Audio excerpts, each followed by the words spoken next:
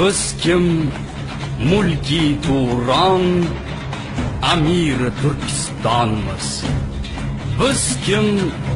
Millatlarning eng qadimi va eng ulug'i Turkning bosh bo'g'inimiz.